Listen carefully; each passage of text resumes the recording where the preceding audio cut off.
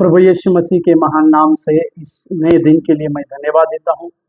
आज का आप लोगों के लिए एक उत्साहित करने वाला वचन जो उत्पत्ति की पत्री उसके 13वें अध्याय के 15वें वाक्य में, उत्पत्ति की पत्री उसके 13वें अध्याय के 15वें वाक्य में, जहाँ पर इस प्रकार से लिखा हुआ है, क्योंकि जितनी भूमि तुझे दिखाई देती है उस सब को मैं तुझे और तेरे वंश को युग युग के लिए दूंगा।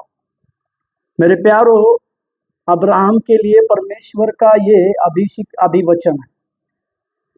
अब्राहम जो हेब्रोन में चला जाने के बाद परमेश्वर ने उसे दर्शन देकर इस बातों की पूर्ति उसके जीवन में किया।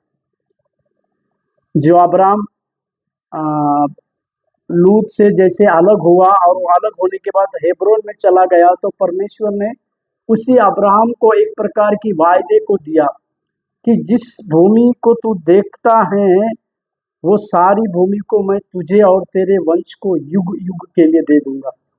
मेरे प्यारो, आज हम आत्मिक रीति से अब्राहम की संतान हैं, तो हम इस पृथ्वी के चारों ओर की भूमि पर आशीष के कारण के लिए बुलाए गए हैं। क्योंकि अब्राहम को हम अब्राहम का परमेश्वर कह के भी पुकारते हैं, या हमारा पूर्वज यानी हमारे बाप दादा को परमेश्वर जो अब्राहम के साथ रहता था, उसी अब्राहम को हम ऊंचे स्वर से पुकारते हैं। और जो लोग आज मसीह को अपनाते हैं वे सारे लोग विश्वास करने के द्वारा इस अब्राहम की संतान हैं। अगर हम इस अब्राहम की संतान हैं तो इस अब्राहम की सारी आशीषें भी हमारे ऊपर पाने का अधिकार को रखते हैं। उस सारे अब्राहम की आशीषें हमें मिलने का अधिकार भी हमारा है। इसी के लिए जब कभी भी आपके पास कुछ नहीं है, इस प्रकार की बातों को सोचे तो इस अभिवचन को याद करने पाए कि परमेश्वर ने अब्राहम को सारी भूमि दिखाया और उस भूमि के सब भूमि को परमेश्वर ने उसे देने का और उसे और उसके संतानों को देने का वायदा किया।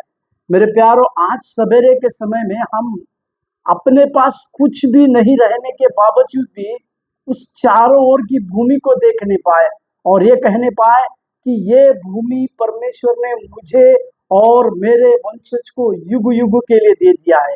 क्योंकि हमारा विश्वास और हमारे काम इन दोनों के द्वारा प्रभु हमारे जीवन में कार्य करने पाए।